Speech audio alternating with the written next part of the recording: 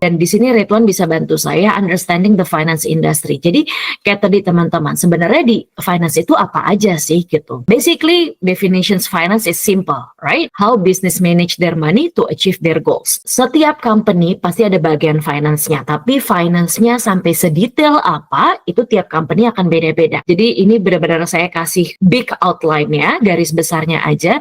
Yang pertama tentang investment, tentang di buy sell side ya. Jadi kayak misalnya teman-teman join JP Morgan atau investment banking lainnya atau bank bahkan ya, financial analyst, capital market, asset management, corporate relationship, and so on and so forth, right? Tentang merger and acquisitions process, itu bisa termasuk dari situ. Again, tidak semua company punya di bagian ini, jadi teman-teman, PR dari teman-teman sendiri adalah teman-teman harus tahu role seperti apa sih yang teman-teman mau masuk gitu, atau misalnya company seperti apa yang teman-teman mau masuk, oke? Yang kedua, consulting. Tadi mungkin Mas Abi udah jelasin banyak ya, more or less auditor, assurance. Jadi kalau misalnya di Deloitte, di PwC ada tax consultant, ada audit consultant, ada strategy consultant sendiri. Tadi yang baru-baru ini juga ada tentang sustainability dan masih banyak lagi. Corporate itu juga ada yang high level, jadi misalnya kayak financial or business analyst, risk management gitu kan.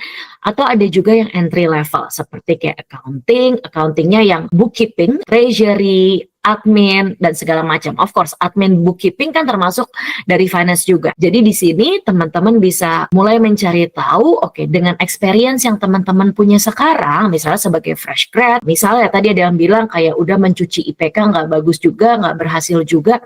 Oke, so what kind of companies that you're aiming for? Kalau misalnya, oke, sekarang internet gratis gitu ya, di LinkedIn teman-teman bisa cari, oh ini I just put as an example ya, misalnya teman-teman mau ngejar ke JP Morgan, semisal. Oke, JP Morgan misalnya punya kriteria seperti apa sih, rata-rata tuh lulusan mana. Nah, kalaupun teman-teman tidak punya privilege untuk misalnya lulusan dari kampus atau IPK tidak bagus, mereka bisa juga meng-hire di experience hire. Experience hire artinya apa? Ya teman-teman kerja di perusahaan lain dulu, kayak tadi Mas Abi bilang, ya bisa aja kerja di perusahaan lain dulu dan baru masuk ke company tujuan teman-teman dengan experience yang teman-teman punya. Ada pertanyaan sampai sejauh ini? Kalau nggak jelas atau supaya nggak lupa, bisa feel free to just put in the chat. Ridwan nanti mohon bantu saya untuk bacain questionsnya ya Wan ya. Oke, siap. Thank you.